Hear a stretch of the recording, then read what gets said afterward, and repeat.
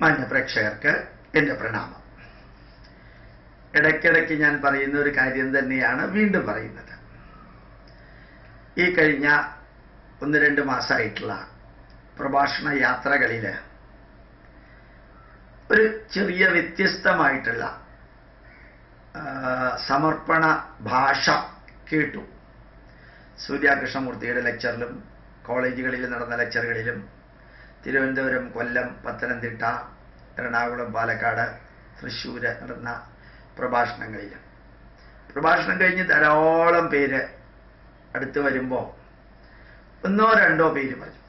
എനിക്കെന്നും ഒരു സ്ത്രീ പറഞ്ഞു, സാറേ, എനിക്ക് എല്ലാവിധത്തിലുള്ള ഐശ്വര്യവും ഈശ്വരൻ തന്നിട്ടുണ്ട്.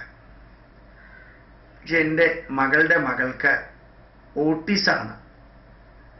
ജനിച്ച് 2 വർഷം വരെ ഒരു കുഴപ്പമുണ്ടായിരുന്നില്ല. ഈ കുട്ടി ദുബായി പോയി. ഒരു ദിവസം പനി വന്നു. ആ പനി കഴിഞ്ഞപ്പോൾ പിന്നെ ഇങ്ങനെയായി. ഇതൊരു ദുഃഖം മാത്രമേ ഉള്ളൂ സാറേ എന്ന് അവർ പറഞ്ഞു. എനിക്ക് അതിൽ പ്രത്യേകിച്ച് ഉത്തരവൊന്നും പറയാൻ പറ്റിയില്ല. എൻ്റെ ഹൃദയം ഒന്ന് വിങ്ങുക മാത്രമേ ചെയ്തുള്ളൂ. ധാരാളം വ്യക്തികൾ അടങ്ങുന്ന സദസ്സിൽ, ധാരാളം പ്രഭാഷണ വേദികളിൽ 1-2 പേര് അല്ലെങ്കിൽ 2-3 പേര് ഇങ്ങനെ ഒന്ന് പറയാറുണ്ട്. ഞാൻ അവരുടെ കമന്റിന് അവർക്കായിട്ട് കൊടുക്കുന്ന ഉത്തരം ഞാൻ എല്ലാവർക്കും കൊടുത്താൽ നല്ലതാണെന്ന് എനിക്ക് തോന്നി. അപ്പൊ തോന്നിയതാണ്. 2 തരം ദുഃഖമാണ് ലോകത്തിൽ എല്ലാവർക്കും ഉള്ളത്. 1 സ്ഥിരമായിട്ടുള്ള ദുഃഖം, 2 താൽക്കാലികമായിട്ടുള്ള ദുഃഖം. 1 permanent painful experience, 2 temporary painful experience.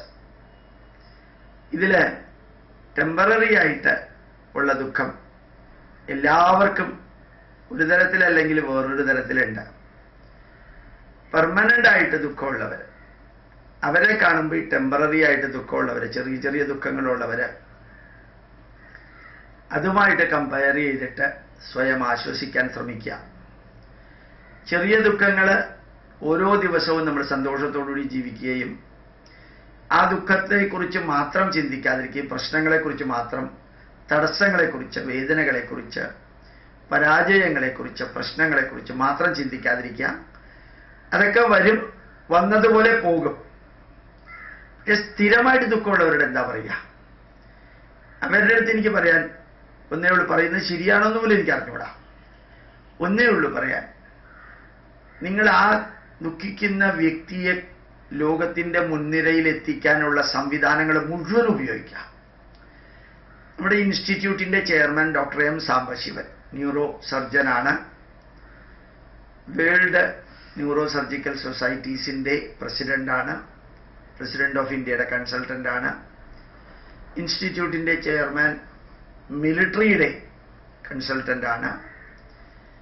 അദ്ദേഹം പറയാറുണ്ട്, ഓട്ടിസം വന്നവർക്ക്, ന്യൂറോളജിക്കൽ അബ്നോർമാലിറ്റി ഉള്ളവർക്ക്, ശാരീരികമായിട്ടുള്ള അബ്നോർമാലിറ്റി ഉള്ളവർക്കൊക്കെ ട്രെയിനിങ് കൊടുക്കുന്ന അനവധി കേന്ദ്രങ്ങൾ കേന്ദ്ര ഗവൺമെന്റിന്റെയും സംസ്ഥാന ഗവൺമെന്റിന്റെയും NGOസിന്റെയും കീഴിലുണ്ട്. മിക്കവാറും അവിടെ ഒന്നും പൈസ കൊടുക്കേണ്ട ആവശ്യമില്ല. പൈസ വേണ്ടി വരികയാണെങ്കിലും വലിയ എമൗണ്ട് ഒന്നും ആവില്ല. ഇപ്പൊ അസുഖമുണ്ട്, രോഗമുണ്ട്, പെർമനന്റ് ആയിട്ടുള്ള ദുഃഖമുണ്ട് എന്ന് വിചാരിച്ച് നിരന്തരം കരഞ്ഞുകൊണ്ട് ജീവിക്കുമ്പോൾ സൊല്യൂഷനിലേക്കല്ല വരുന്നത്, സൊല്യൂഷനിലേക്ക് പോകാതെ വേദനിച്ചുകൊണ്ടിരിക്കുകയാണ്.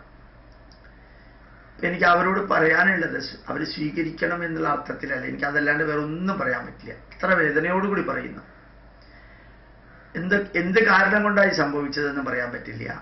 ഇനി അങ്ങനെ കാരണം കണ്ടെത്തിയത് കൊണ്ട് പ്രയോജനമില്ല. ഒബ്സർവേഷൻ ഉണ്ട് അവിടെ, വയ്യ എന്നുള്ളത്. അതില് അപ് ടു ഡേറ്റ് ആയിട്ട് അവൈലബിൾ ആയിട്ടുള്ള ചികിത്സാ സമ്പ്രദായങ്ങളും പിന്നെ ട്രെയിനിങ് സമ്പ്രദായങ്ങളും, അതുപോലെ തന്നെ അവരെ ഈ വേൾഡിന്റെ മുൻനിരയിൽ എത്തിക്കാൻ പാകത്തിന് പരിശീലിപ്പിക്കുന്ന വ്യക്തികളുടെ, നമ്മുടെ ബാംഗ്ലൂരിലൊരു കോർഡിനേറ്റർ ഉണ്ട്, ഡോക്ടർ മോഹൻ എന്ന് പറയുന്ന ആൾ, ഫിലിപ്സ് കമ്പനിയിൽ വർക്ക് ചെയ്യുന്ന ആളാണ്.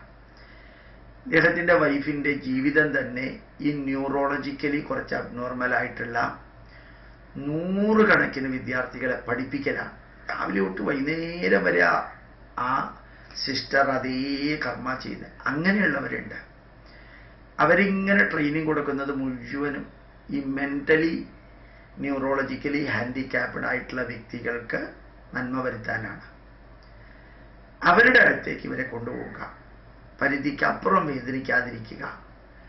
അവരെത്ര കാലം ഈ മെന്റലി ന്യൂറോളജിക്കലി അബ്നോർമലായിട്ടുള്ള കുട്ടികൾ ജീവിക്കുന്നുവോ അത്രയും കാലം അവരെ സന്തോഷിപ്പിച്ചുകൊണ്ടും അവരുടെ കൂട്ടത്തിൽ സന്തോഷിച്ചുകൊണ്ടും ജീവിക്കാം. ദൂരെ മാറി നിന്നുകൊണ്ട് ഇത് പറയാൻ എളുപ്പമാണെന്ന് എനിക്കറിയാം. പക്ഷെ അതല്ലാതെ വേറെ ഒന്നും എനിക്ക് പറയാനില്ല. എൻ്റെ അടുത്ത് ദുഃഖത്തോടു കൂടി എന്തറിയിക്കുന്നവരോട് പറയാനുള്ളത് ഇതാണ്: ടെമ്പററി ദുഃഖം പരിഹരിക്കാൻ സ്വയം ശ്രമിക്കുക. അത് ബാക്കിയുള്ളവരുടെ മുമ്പിൽ കൊണ്ടുപോയിട്ട് ഇടാതിരിക്കുക. എല്ലാവർക്കും ഈ ലോകത്തിൽ ദുഃഖമുണ്ട്.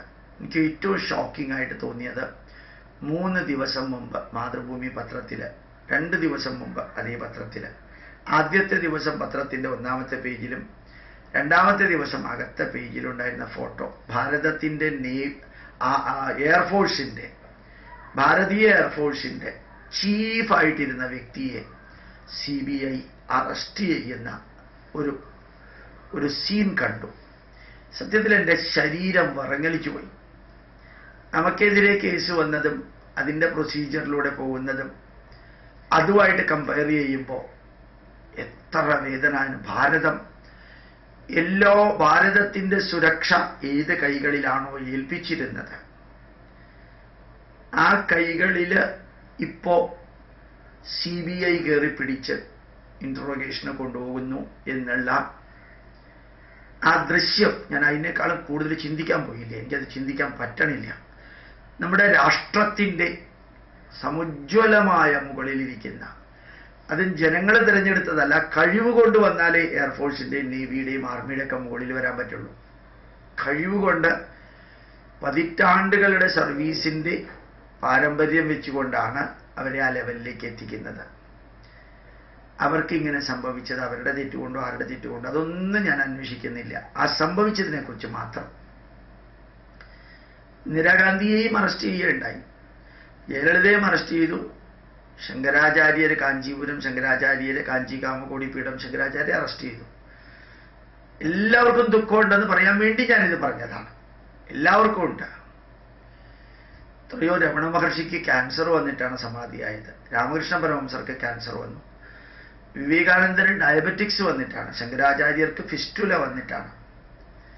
ഇതുപോലെ ശ്രീനാരായണ ഗുരുദേവന് മൂത്ര തടസ്സത്തിന്റെ വേദന കൊണ്ട് അവസാന ദിവസങ്ങളിൽ. അപ്പൊ ദുഃഖവും വേദനയും എല്ലാവർക്കും ഉണ്ട്. ചിലത് ടെമ്പററി ആണ്, ചിലത് പെർമനന്റ് ആണ്.